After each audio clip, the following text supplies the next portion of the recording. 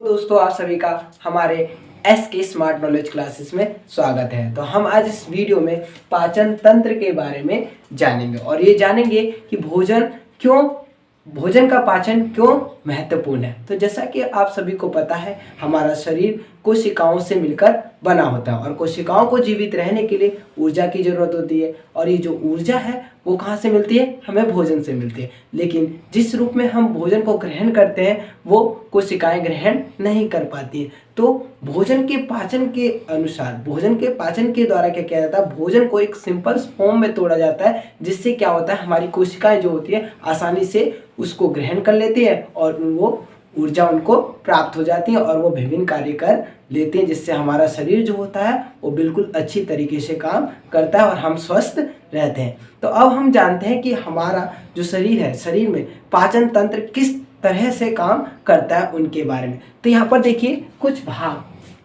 अंग को देखिए कौन कौन से अंग है। तो सबसे पहले क्या है? मुख गुहिका, जिसको इंग्लिश में क्या कहते हैं? ओरल कैविटी भी कहा जाता है। दूसरे नंबर पे क्या आता है? लार ग्रंथि। क्या होता है? लार ग्रंथि। ठीक है। तीसरे नंबर पे क्या आता है? देखो अमावास्य मतलब कि स्टमक। चौथे नंबर पे क्या आता है? पैनक्रियास मतलब कि अग्नाशय। फिर क्या आता है? इधर देखिए लीवर। ऊपर देखो ऑसोफेगस है। देखो मुख के बाद क्या? इसके बाद ऑसोफेगस मतलब ग्रसिका, खाद्य नली भी कहा जाता है इसको। फिर लीवर, पित्ताशय, फिर कहा जाता है अमाशय, फिर स्मॉल इंटेस्टाइन, शुद्रांत। ये देखो शुद्रांत, स्मॉल इंटेस्टाइन। फिर उसके बाद क्या जाता है? बृहदात, फिर गुदा। ठीक है, जिसे लार्ज इंटेस्टाइन भी कहा जाता है। इसको हिंदी में और क्या कह सकते हैं? छोटी आंत। छोटी आंत। तो अगर हम बात करें कि भोजन का पाचन, क्या भोजन का पाचन, तो भोजन का पाचन मनुष्य के मुख से ही स्टार्ट हो जाता है। क्या होता है? प्रत्येक व्यक्ति के मुख से ही स्टार्ट हो जाता है। तो सर्वप्रथम क्या करता है? प्रत्येक व्यक्ति पहले क्या करता है? भोजन को क्या करता है? भोजन को अपने मुख के अंदर ग्रहण करता है। जो कि हमारे मुख के अंदर तीन चीजें होती है। कितनी चीजें? तीन चीजें। पहली चीज क्या होता है? दांत। दूसरा जीभ। तीसरा क्या होता है? लार ग्रंथि। ठीक है। तो पहले हम क्या करते हैं? भोजन को चबाते हैं। चबाने के बाद उसको छोटे छोटे टुकड़ों में क्या कर देते हैं? तोड़ देते हैं। फिर क्या करते हैं हम लोग?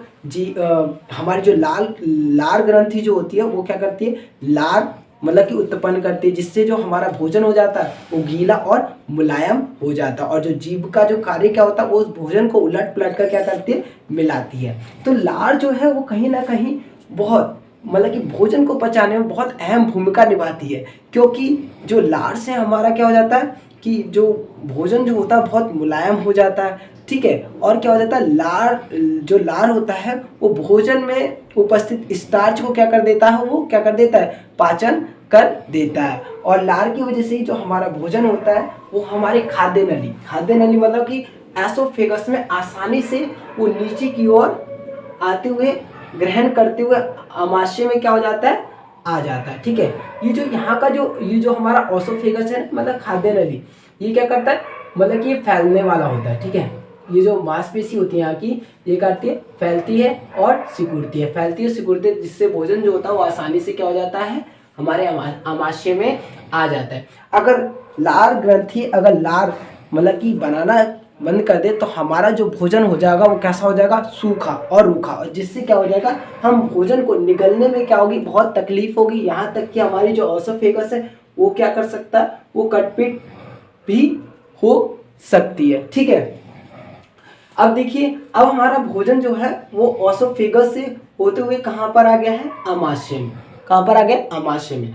यहाँ पर जो आमाशय में जो भोजन है वो कम से कम 3 घंटे तक रहता है। कितने घंटे तक? 3 घंटे तक। इस 3 घंटे में क्या होता है? भोजन को बहुत छोटे छोटे टुकड़ों में टूट जाता है। क्या हो जाता है? इसे तोड़ देते हैं। कौन तोड़ते हैं? देखो भोजन की, ये देखो अमाशय है ना, अमाशय की ये जो देख रहे हो परत, ये बाहरी परत, यहाँ पर ग्रंथि होती है। वो ग्रंथि क्या करती है?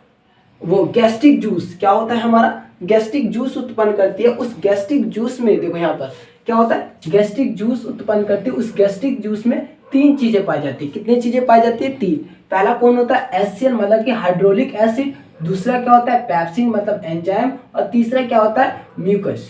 क्या होता है म्यूकस। तो हाइड्रोक्लोरिक जो एसिड होता है वो क्या करता है भोजन को अम्लीय बना देता है और हमारे भोजन के साथ आए हुए आमाशय में जितने भी बैक्टीरियाज होते हैं उनको क्या कर देता है खत्म कर देता है। दूसरा अगर हम बात करें पेप्सिन एंजाइम की, तो पेप्सिन एंजाइम जो होता है वो भोजन को और छोटे छोटे टुकड़ों में तोड़ देता है और प्रोटीन को यहाँ पर क्या कर देता है मतलब प्रोटीन को क्या करता है पचाने का काम करता है। और जो म्यूकस का अगर हम काम देखें तो म्यूकस क्या हो गया, अब आपको पता है कि हाइड्रोक्लोरिक एसिड मतलब इतना खतरनाक एसिड होता है वो क्या है म्यूकस क्या करता है कि जो अमाशय है ना, अमाशय की जो परत होती है, ठीक है, इसकी ये सुरक्षा करता है हाइड्रोक्लोरिक एसिड से, ताकि क्या ना हो यहाँ पर मतलब कि रिएक्शन ना हो और मतलब कि कोई घाव उत्पन्न ना हो। वरना बड़ी चांसेस में क्या हो सकते हैं, अगर ये नहीं होगा म्यूकस नहीं होगा तो हमारा जो ये अमाशय है वो क्या करेगा, यहाँ पर अल्सर नामक बीमारी हो जाएगी, मतलब कि हमारे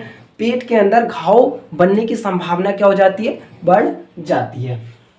उसके बाद जो भोजन अब यहाँ पर छोटे छोटे टुकड़ों में एकदम पेस्ट के रूप में बन गया, उसके बाद ये जो भोजन है वो कहाँ चले जाता है हमारा स्मॉल आंतस्टीन में। कहाँ चले जाता है छोटी आंत में चला जाता है। ये छोटी आंत जो होती है 6.5 मीटर तक लंबी होती है। इसको छोटी आंत इसलिए कहा जाता है क्योंकि ये बहुत पतली होती है, ठीक है।